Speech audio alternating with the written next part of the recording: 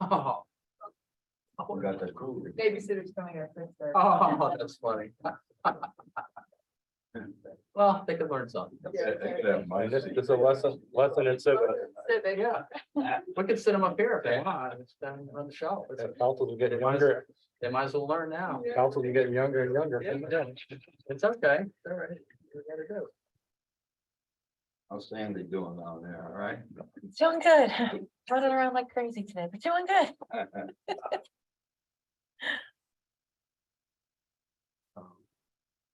We're ready. You're ready. Okay, I'm gonna go call our ordinance committee meeting to order. If we could just rise with the pledge of allegiance.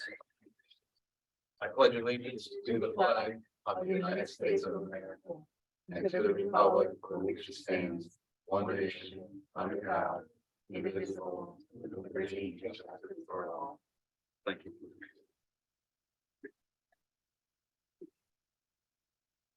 Now we have our audience of citizens. If anyone wants to anything to put on our agenda or anything else.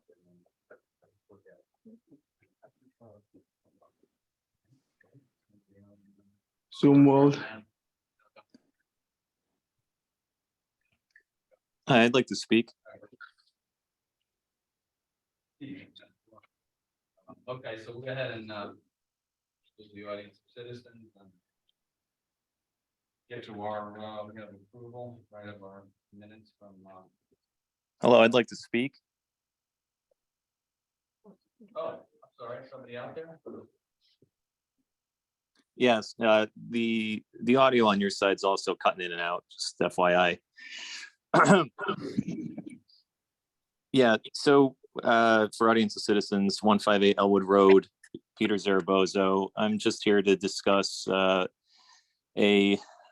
new business item that was proposed to be discussed at the December 8th meeting, which is regarding setting new requirements for appointed and elected officials, which includes being an elector, which is already in place, and also requiring the appointee or elected official to have $1,000 on the grand list. I disagree with that because that essentially disenfranchises a group of citizens within our own town, namely renters or people who may not have automobiles in their own name. How will people who own homes but only have the property in the name of one spouse, does that mean that the spouse, even though the couple has been paying taxes in the town for years, one of them can't serve as an elected or an appointed official? And also the youth of our town, we have a great school system. We have people, young kids who graduate who are very bright, who may go to community college or other colleges locally and want to serve or take interest in the town itself by serving in an appointed role or any other capacity. And they may not have enough money to be on the grand list because they're living at home with their parents or they don't have their own car in their own name. So it just kind of really limits and disenfranchises people who may want to just serve the community in those capacities. And I question why this would even be proposed. It just seems that it isn't very conducive to a democratic functioning government. And also we have to consider the legacy of the town because, you know, we need to have young people involved in government because who's going to carry on the government as time passes? So I just question the motivation for it. And I think it's a terrible idea. And quite frankly, I'm deeply disturbed it's even proposed. Okay, well, I appreciate your comments, Mr. Zarabozo, and of course, it's just on our agenda for discussion, so we will certainly hit probably all the points you mentioned as we discuss it, and certainly tonight, certainly tonight would not be any decisions made on that issue, but we certainly appreciate your input. Mr. Mayor? Yes, There's a quick response to that. Yes. If Attorney Sure, Capola yeah. could respond to it. Five, Mike, please. yeah, I don't. You don't have a mic? There is one there. actually, I don't even have mine. Yeah, I'd like to speak on that too, if I could. My name's Sam Lamaglio. Mr. Zarabozo, can you hear me? It's Jennifer Capola. I got a second, Sam. Yeah, I can hear you. Okay, Okay. no problem. I did speak to the town manager with regard to the fact that this was on the ordinance committee agenda. I did advise him that I thought that it was inappropriate to be on the ordinance committee agenda because it is a charter issue. Eligibility to serve on any board or commission in town is covered by your charter. So if there were to be any change charter. to that policy, it would have to be through the charter amendment process. So it is not properly before this Okay, body. well, that's So settled. I don't think it's appropriate for you to even have any further discussion with regard to it. Then that's good enough Thank you, for Jennifer. us. Good enough for us. So we're not gonna Yeah. all right, well, No. then, Mark, I would just, we're not gonna discuss it. That's all. No, it's off the agenda, no discussion. All right. Yeah, we're good. That's great. That's good. That we're excellent, Mark. Thank you very much. All right. Uh, Thank you, guys. okay, thank you. Bye-bye. All right, thank you. Thank you, Peter. Thank you, Sam. Okay, so Here's a question. yes, And if I, question. question, no. you asked a question about the eligibility and the charter, section 2-12. Eligibility, no person shall be eligible for election to any town office who is not at the time of his election a resident, an elector of the said town. Any person ceasing to be a resident and or elector of said town shall cease to hold elective office in town. That's it. So, and that's the qualification to be an elected official. Yeah, So pointed, if you want to change that, it's a charter. it's a charter issue. Yeah, if it's in the charter, yeah, but go ahead, Charlie. Yes, I know. I know this isn't the time, No, it's a lot of your citizens, but No. I brought it up because I wanted to be more similar to the town meeting requirements. To participate in the town meeting, he has to be an elector of the town or be responsible for $1,000 worth of taxes in town, $1,000 worth of property that is taxed in town. And I was trying to make the requirements similar for people serving and people participating in a town meeting, because the way it is now, you might be able to participate in a town meeting and not be an elector or vice versa. So I was trying to tie it together. And I also felt you should have some skin in the game. If you're going to vote on setting the tax rates, probably you should be a taxpayer. That was my thinking. I wasn't trying to exclude people that don't pay taxes. Yeah. I mean, we're So gonna anyways, discuss it. that I know issue we're- anyways. We're in audience of citizens, but it's all right. We're kind of wrapping it up. But yeah, I mean, we, there was going to be some discussion about it, but we know it's in the charter and if we would move any further with it, it'd have to be through a charter revision and it does lead to questions of, somebody's renting, how do you exclude them? Well, you know- I mean, I certainly get the exclusion part. I certainly understand what you're saying too. I don't know what other towns do, but I'd be curious to see what they do just for our own information. And then if we pursued it, it'd be through charter revision, right, is what we'd have to do. Oh, to the boy, we charter, can't yeah. wait for another one of those. Oh, yeah, well, yeah, yeah, we'll put that off for a while, but I would be curious to know if we could, maybe we'll ask Attorney D'Onofrio at the town council meeting, just to see if, just so we know. I don't know what other towns do, But right now, yes, it's off our radar for the moment. Appreciate that, your info. Okay, so anyone else at the audience of citizens? Hearing none, we'll go ahead and close the audience of citizens and we'll move on to our minutes from the last meeting. If we've looked at them and reviewed them, we'll go ahead and take a motion. I move that we approve the minutes of the December 8th, 2022 meeting. Thank you. Yeah. Second on that? Second. Any other comments or question on the minutes? Hearing none. All those in favor? Aye. Opposed? One abstention. Yep. Thank you, Donna. Okay, so moved. All right, so old business is where we're at. So where So do we start? with the apologies in advance, you probably didn't have time to look at it. Tony Capola was able to Yeah, look. find some ordinances from other towns, both cities and similar towns. And so I went through the document, so did she. And most of them that are in cities have language that restricts these types of vehicles in the city limits.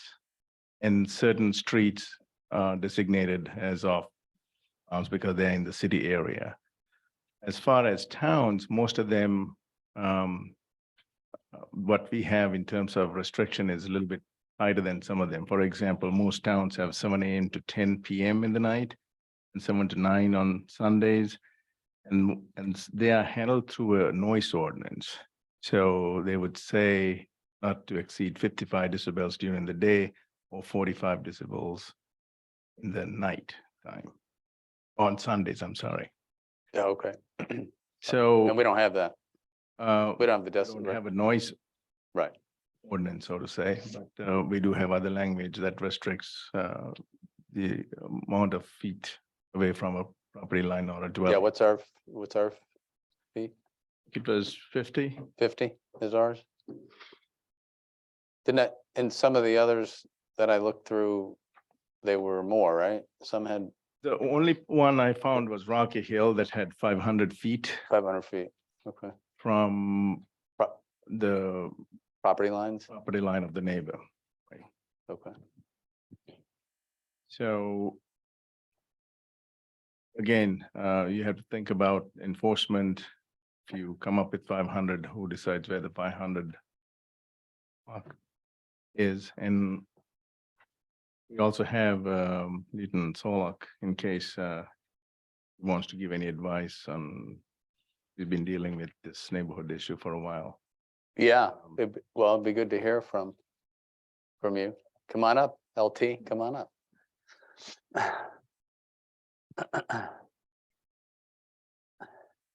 Chief McNally wanted me to come be available for any questions regarding enforcement from the police department. Appreciate it. So what do you think about all this? How's that for a general question for you? I can give opinion on how any changes would relate to enforcement. Yeah, Um, yeah, that's fine. Really, the Sure. way we take any complaint in now is if a neighbor is, feeling a nuisance or being disturbed by ATV operation, they would call us, let us know they have a complaint about it. We would review what they report is happening out there, whether it's outside the recommended hours, whether it's exceeding the decibel level, or whether it's too close to their property or too close to the roadway. And we take what they report and then make our own observations based on that, speak with both parties. In this case, this type of violation, we would always try to mediate first before enforcement. This is, in the grand scheme of things, a noise pollution, quality of life nuisance violation, not a criminal offense. So first and foremost, we would always try to mediate this between neighbors and try to come to a peaceful resolution. But if obviously that doesn't work, there always is enforcement, and that would be by way of state infraction. I mean, that's how we handle it now. The parameters of it, I don't really, police department doesn't have an opinion on whether we should change them one way or the other. Sure. We just enforce From the books. Got it. whatever you guys come up with. We get that part. We get that part, yeah. Yeah, go ahead, Charlie. Yeah.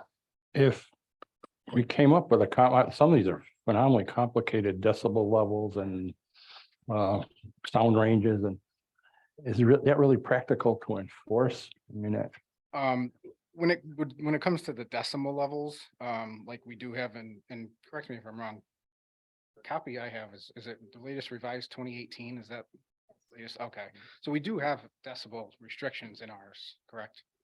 What I'm looking at does, okay. So that would be by using a calibrated decimal meter, which admittedly we do not have right now. If a situation arose where we need to use one, we could obtain one if needed, but these situations don't come up frequently enough that we have one on hand. We did have one on rent, I think, when this ordinance was first enacted. with Murray Drive and all of that. But we don't still have that. I just don't want to create an ordinance that would make it so hard to enforce that it wouldn't be worth it. So I like to keep it simple. It would almost be easier to enforce if there wasn't a decimal level attached to it. Because then you would have, and obviously, like modified ATV or dirt bike that isn't manufacturer specs, and it would be obvious to everyone and easily explainable. Complaint to the court that this is modified in a way to make it louder than, the manufacturer intends. But when you put a number on it, yeah, you have to bring out decibel meters, you have to go a certain distance away from the vehicle. There's an idling component to it, so it is difficult to enforce at that, You have a suggestion on how to word it? As far as noise? Could research others, but I think we do have, several other examples that don't have decibel levels in them, from other towns. Thank you. Have we had any luck with informal discussions at this point or no? The police department has not met with, I believe, the homeowner on Edgewood Road. I don't know if that is something that we haven't really had I've had a discussion, informal discussion with Roman from Devonshire Way, and his wish at that point was not for us to go down a formal police investigation to that road. So at this point, we have not. Just for clarification. I was looking at the distance that we talked about before, and it's 250 feet away from the dwelling, the way it's written, or 25 feet off a public road. But yeah, Jennifer, I'm sorry, Mike, please. Mike, listen, recorder.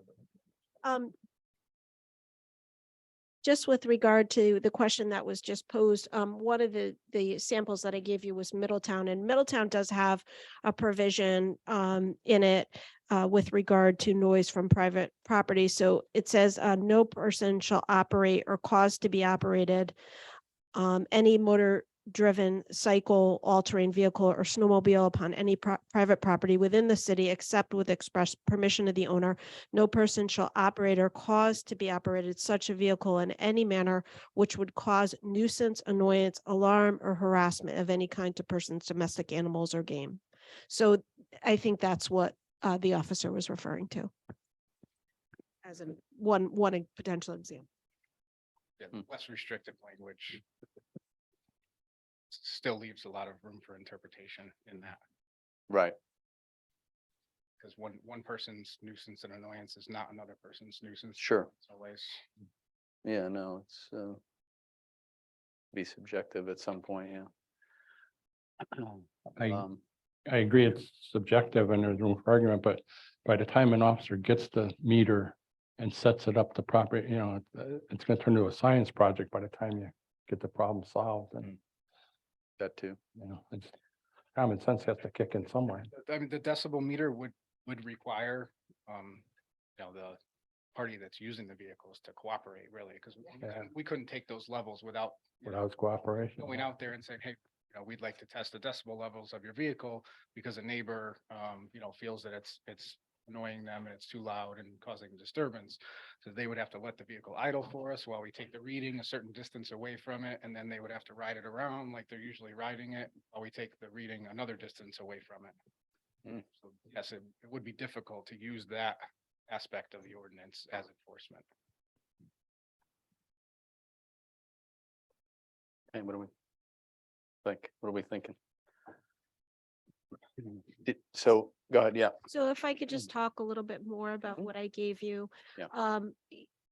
You may have noticed, as you were looking through it, I did give you some ordinances that do actually apply to public roadways as well. And I did it for a reason. Like, I don't know if you noticed, I gave you a racing ordinance, for example, because I thought that that was something unique. Again, are they racing? Because you could put something like that in place, sometimes you have to be creative, right? Then there was the separate snowmobile ordinance as well. And then East Hartford had the nuisance ordinance as well, which is relatively new for them. And just with regard to that, I just want to, again, if not all of you were able to read all the materials, but it does indicate public nuisances affecting public safety shall mean, and it gives a definition.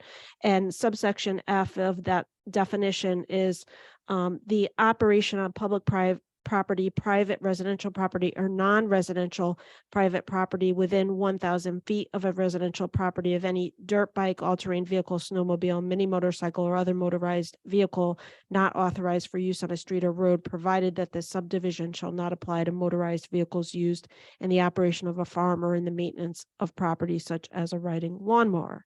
So there you have, another circumstance where they actually are defining the nuisance.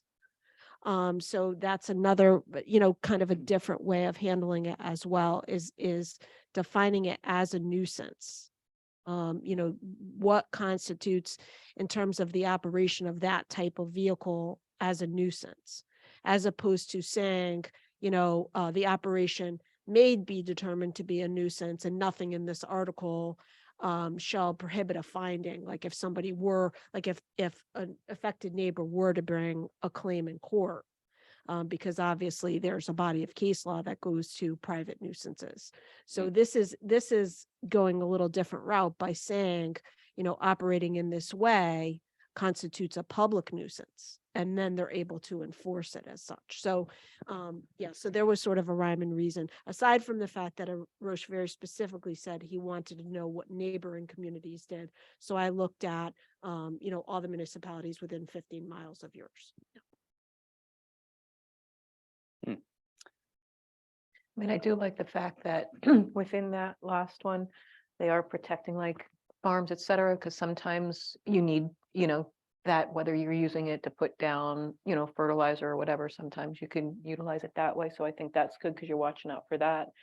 And after hearing from the officer, it sounds like the ordinance we have right now with what we have is not enforceable in a way because we don't have the meters that would be needed to measure this. So personally, I'm thinking going away from a decibel level and more to a distance. Time is tough. If someone's working different shifts, I know that could be hard, but maybe that could be resolved from the distance portion. Just different things to consider. I did not, I did get to peruse them a bit, but I had a bear of a day today, so I didn't get to read through it all. But I would like to dig through that and try and maybe pick some of the best that are out there and see what we can have, because I like the racing part in there too. I thought that was very interesting.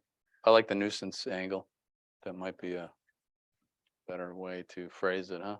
What do we think about that? As long as you can define it. Yeah. Yeah, I mean, we have to define it, but that's what we have our legal counsel for, to work on that. The nuisance level sounds like a better way to go at it. And are we just looking at recreational vehicles? Say farming equipment? Yeah, I think we would make it a little bit more broad than just specific to that, right? Could do that. If it's a nuisance, it's a nuisance. It doesn't have to just be a dirt bike. It could be, I don't know, tractor without a muffler. I don't know, Yeah, but we don't want somebody calling the cops every time somebody cuts their grass. No. Well, no, that's why we have to be careful. No, we have to be careful how we word it, but Or the leaf blowers? yeah, right. Yeah. But I mean but those are, I mean, it's not somebody racing around their property. Right. Yeah. That's, yeah, that's been an issue. Yeah, many communities do have a provision specifically for leaf blowers. I would have to look at your ordinances again. I don't recall whether you do, but specifically limiting the hours of them because they are so loud. Yeah. Yeah. All right, so I would go, could you, and well, give us just a little bit more time to digest some of this, but could we look at that nuisance angle perhaps? and see what, Again, Right. that was the town of East East Hartford Hartford, yeah. that had that We'll look at that. I specifically. think if we could, And there is other nuisance language in some of the others, but that was specifically a nuisance ordinance. could you look at our ordinance and maybe somehow fit that into our ordinance? Sure, And then we'll look at a draft maybe, okay. if that's the best way. I mean, the decibel fine. thing, I mean, we could buy a decibel meter. I mean, we don't have one that's. You have an in the ordinance. world. So We can always it's not buy one, yeah, we could buy unusual. one, but- It's not unusual. I did years ago draft a noise ordinance, and through my research, it's not unusual for a town not to have a sound level meter. Oftentimes the communities do share them.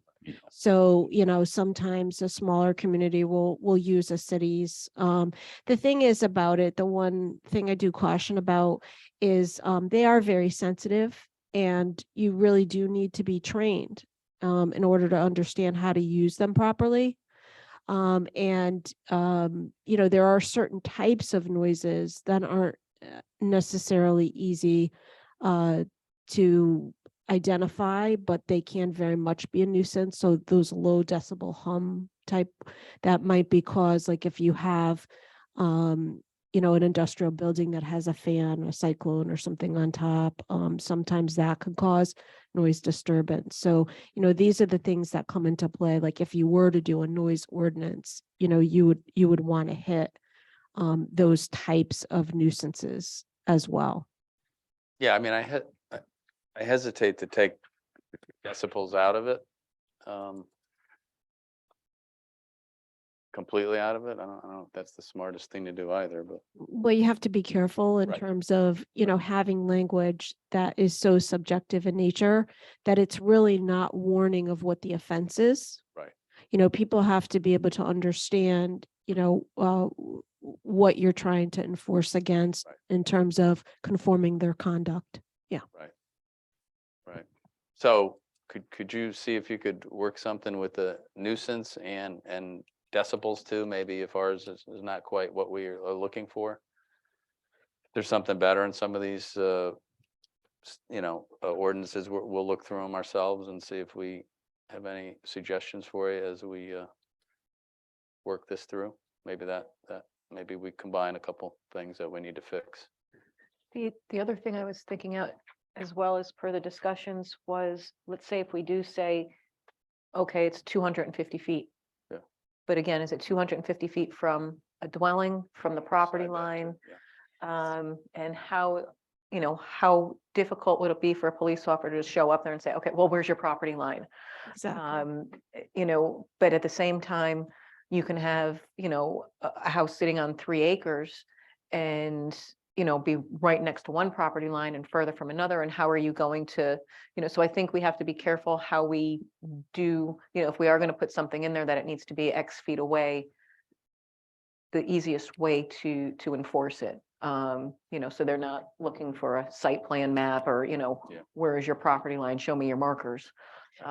So I actually did have Mrs. Juicy come up, your planner, sort of for that reason. She's putting her head down, because I thought that you would sort of embark a little bit more on that discussion about because you were focused on that last time, and I did have some concern, about just kind of picking a number out of the air.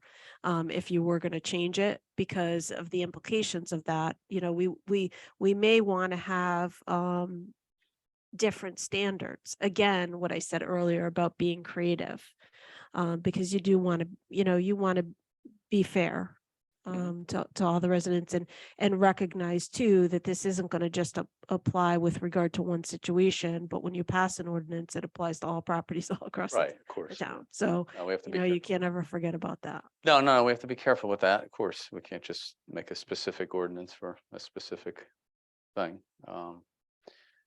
And didn't some of them have ours is just with the hours of operation, we just have a block of time, right? From no earlier than what, 10? So you have the operation of any ORV within 250 feet of any residential dwelling is hereby prohibited before 8 a.m. and after 8 p.m. Monday through Saturday, and before 9 a.m. and after 6 p.m. on Sunday.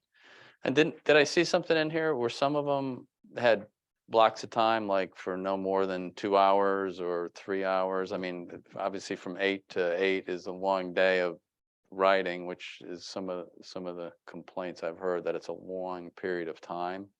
Yeah, so we did discuss that last Yeah, time. I remember. we were talking about that. Another potential limitation, right?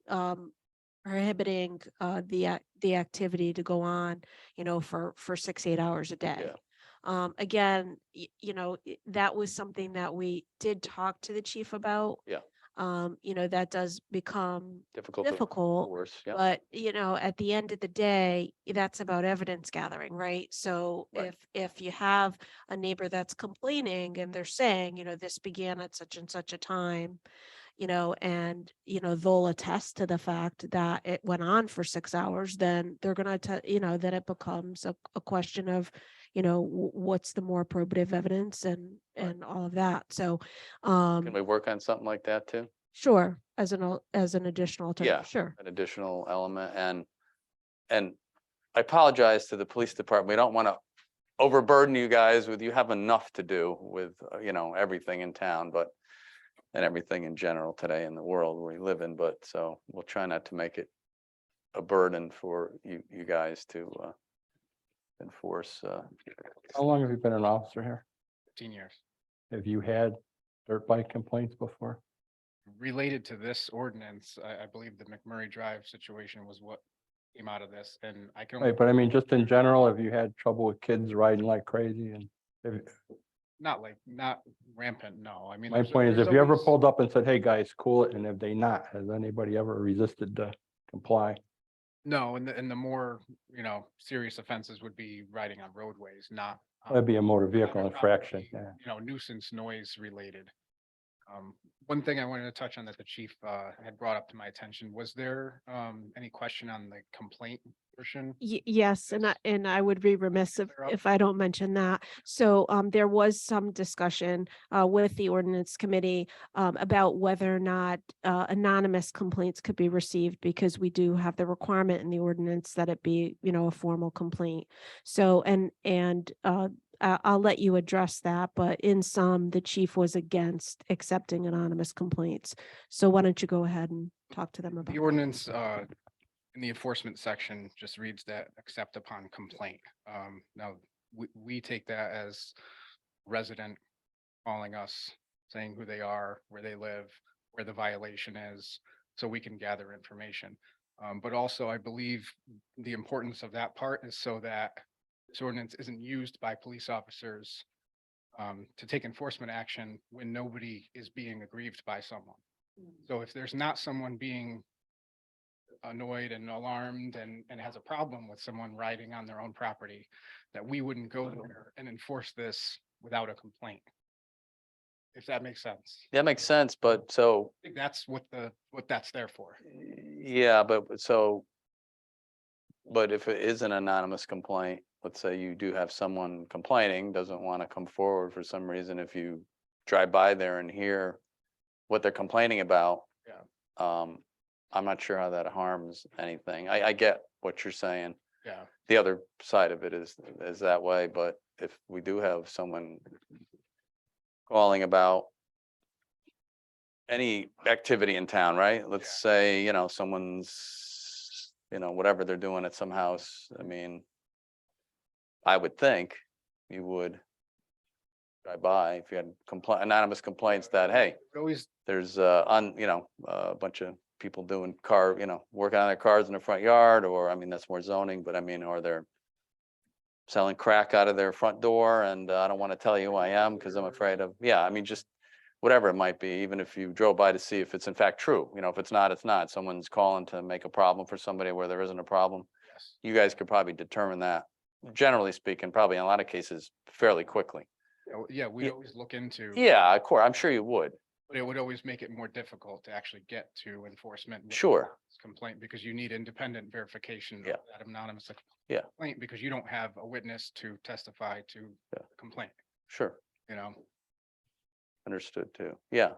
So we would never be able to, if someone's complaining yesterday they were riding for 8 Yeah, you hours. don't have that. Yesterday They were riding until 9 PM. Right. nothing we could do about that. But if they said every Sunday, you ride till so-and-so and they're riding on my property and over the line.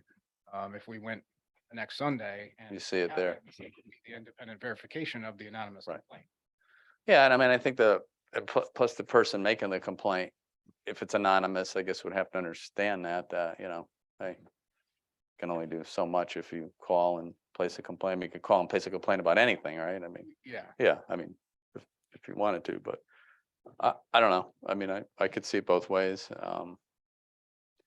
If it's that much of an issue, I don't know. I mean, I'm sure our PD, knowing how they are, would drive by anyway and check it out, like you said. And, you know, obviously, if you can't do anything, you can't do anything. That's understandable too, you know? Yeah. I mean, it would be an opportunity, if anything, for education Yeah, purposes to. That tell people, hey, we do have an ordinance. that too. You're Yeah. riding outside of that ordinance. Yeah. You know, education would be first, Yeah. obviously. I mean, we can talk about that a little bit more with the chief and see what he thinks, but So so the way the language reads, again, that sentence, right? yep, It says, with respect to privately owned land, no police officer shall initiate an investigation or attempt to enforce or issue a summons to enforce this article except upon complaint. I mean, you can change that language, thus allowing it if they happen upon a situation of non-compliance. Because that language is restrictive I in agree. nature, and I I think it's too think I would loosen that up. okay. Yeah. Good. Can you Yeah. add that to the draft amongst the many other things we've asked you to add to the draft, Jennifer? Thank you. Sorry. Getting pretty drafty. It's getting drafty. Yeah, no, I think some of these changes we were talking about, it seems like they would be useful and, you know, productive to fix scenarios like we're talking about. So what else we got? Anything else? So we'll work on that draft and get that Yeah. back to us Yeah. next time. That makes We sense. got one shot to do it. Let's do it, right? Yeah, we want to do it right. We don't want to get it wrong and have to redo it and redo it and redo it. This was done when? When was this done? Huh? Oh, okay, yeah, okay, yeah. So we'll get that back to us and we can meet in the next, I don't know, hopefully a couple of weeks, maybe the week after we get we got our council meeting next week. Yeah, you want maybe the week after we'll meet, the 14th, the week of the 14th or something. It doesn't have to be on the 14th. God, we don't want to miss Valentine's Day. That would be bad. That would be bad. No, we're not going to meet on the 14th. That would be bad. Yeah, for a lot of reasons, but anyway, yeah. If we could please meet that following week, the week of the 20th, I do already have 4 meetings for the week. Oh, okay, I'm sorry. Okay, yes, we can Thank do you, I that. So appreciate that. the week of the what do we got? So we have a council meeting that, right? The week of the 20th. So That's- President's Day is the 20th. Yeah, before the council. Before the council? Oh, we could do that. We want to do that? We're here anyway. The 21st. Yeah, I do, you have I something? do have a meeting that night Okay. at So- 7 o'clock though. Oh, well, close or no? Well, you can zoom it. It's North Haven. You wanna Yeah, I Zoom- can Zoom. You want to zoom in I'll Zoom. on that one? 6 o'clock. Yeah, on the 21st? That sounds great. Okay, let's do that. All right, and then we'll bring the draft back and we can look at it. We have several things I know you're working on to add in there, which hopefully would make it a much better ordinance for this, and then we could proceed with what we need to do if it continues to enforce it. Okay? Good? All right, thank you. All right, so we are on to our, I guess, motion to, yes, absolutely, yes, please. yes. Your Honor, as Yeah. I said last time. Yeah, I know. it's fine. So I'm Lydia Borsiuk. I live at 121 Devonshire Way, and I am happily married to Roman for a very long time. So thank you for remembering that I had mentioned at the last meeting about the continuous writing that our current ordinance allows for. Yeah. By simply defining the hours that these vehicles can be ridden, allows multiple vehicles to be ridden for the entire block of time. And again, what I want to emphasize is that the ordinance was written originally October 2010, October 2010. 2010, yeah. Pre-COVID, COVID changed our lives. Many of us work from home. Our circumstances are different. And I would like to know that our community and our leadership of our community really reflects what our current residents are experiencing Sure. in this town to be the town of choice to live in. So having said that, the ordinance again allows for continuous writing. What I did forget to say last time also is it also allows any person that would have this kind of vehicle to ride along the property line, revving their engines back and forth continuously, not just driving through the entire property, but along the property line. And that is what is happening, which is why we are here to Yeah. represent our interests, to let you know what's weak in this ordinance. Yeah. Okay? Yeah. And we've spent a lot of time hearing that you're talking about the noise level, which I very much appreciate, but I have asthma. Fumes and dirt are contributing to my health issues. Mm. So we need to take those issues into consideration as well when we are considering this ordinance, because it's not simply the noise that's a nuisance.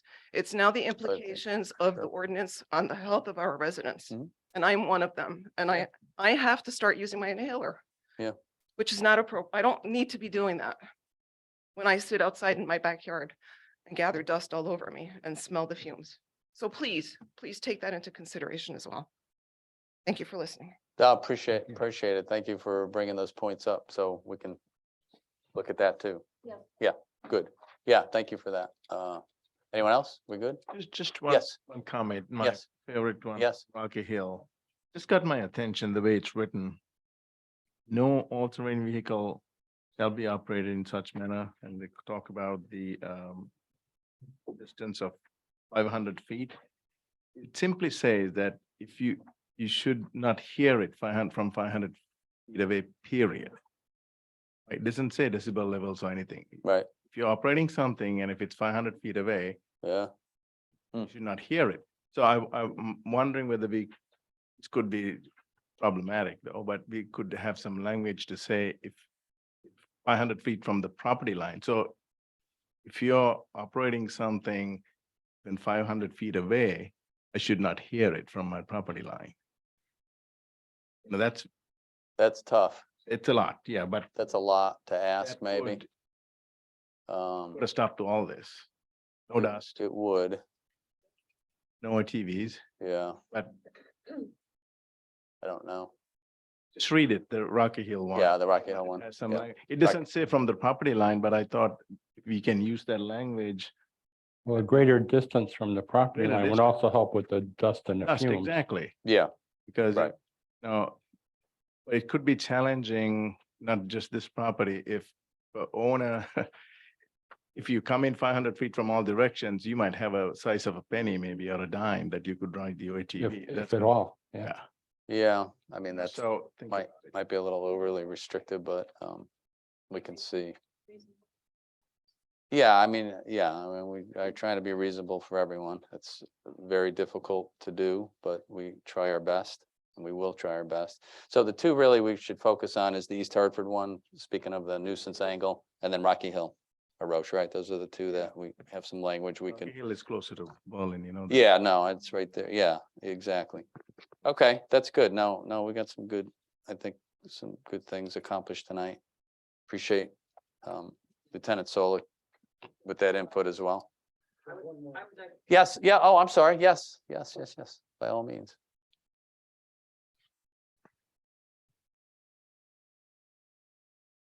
Hi, I'm Hi. Rita Bissonette.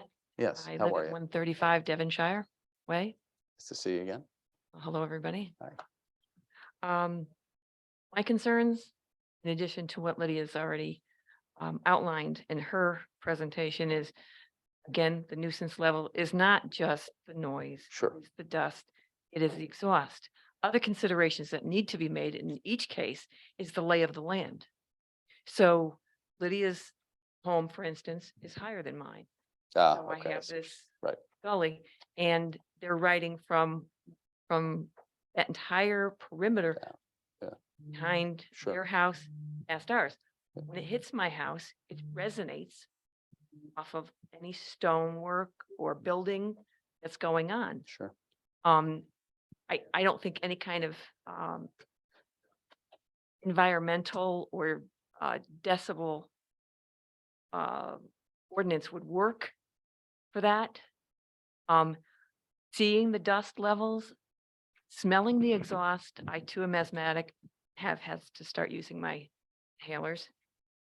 It's a problem. So I don't know if that's gonna They're come different. into play. They're different issues. And they need to be treated differently. Yeah, they need to be separated in my mind.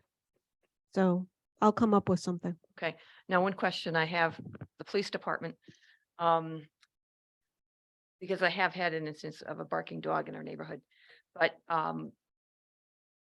if someone were to call the police department, give you their name, would it have to be communicated to the offender?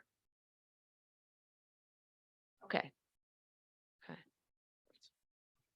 So that might help in that, you know, Yeah, you don't have to worry about that. right. That's a good point. That's a good point. Thank you. Thank you. Thank you. Okay. We good? Everybody? Yes, ma'am. All right, we're ready to go. So we appreciate it. Thank you, everybody, for your time and comments, and all very helpful. Thank you, Jennifer.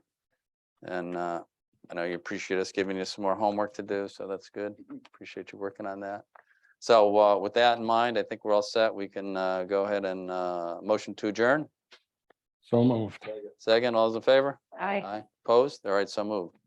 Thank you. Little break before the next one.